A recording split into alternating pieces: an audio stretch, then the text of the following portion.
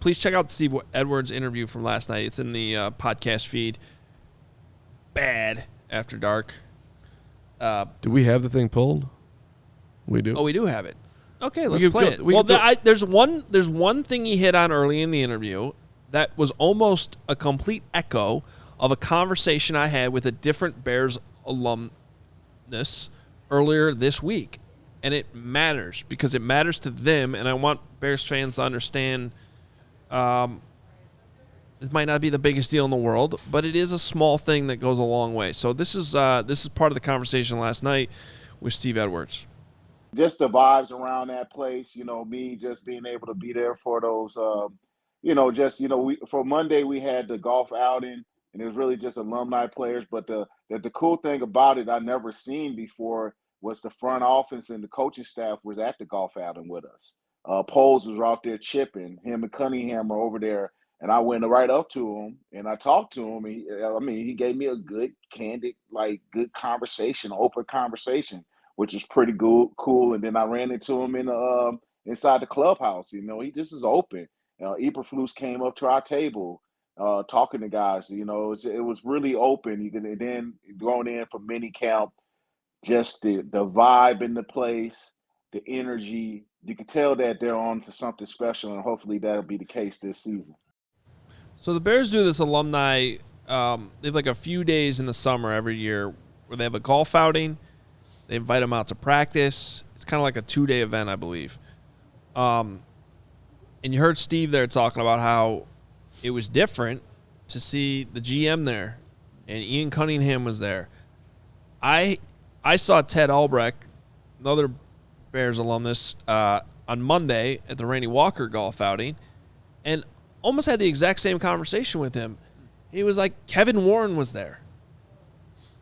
Ted Phillips, you couldn't remember seeing Ted Phillips there.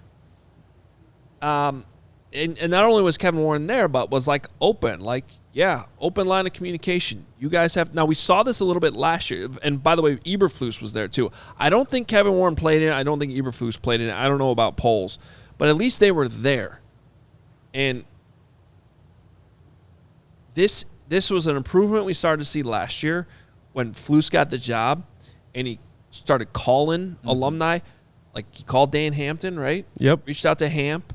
Bunch of others. They were Jimbo Covert had some similar comments. I remember talking to him at the Super Bowl shortly after Flus got hired. He was like, yep, reached out to me. We've seen a bunch of these guys at practice. Well, it might not even be alumni week. We saw Jimbo Covert at practice a few weeks ago. Maybe a month ago now. Wani was out at practice. They're more welcoming to the players that matter than they were in the past. And we saw that start last year with Flus and Poles, and I think it's even better now with Kevin Warren replacing Ted Phillips. And why does this matter? It just shows that they have a good sense of the right things to do. So if they're doing it for the older players and bringing them back in and making them feel a part of the fold, think about what they're doing with the current players. Mm-hmm. And the current players have said this stuff, that it was a big deal that Cole Kmet, that they went into his graduation. The same thing for Justin Fields. They are going extra steps constantly, seemingly, to make guys feel like you're not just a piece of meat who goes out there and catches footballs or makes tackles for us, but we are invested in you, in the human being. And over time, that will matter, the culture around the building.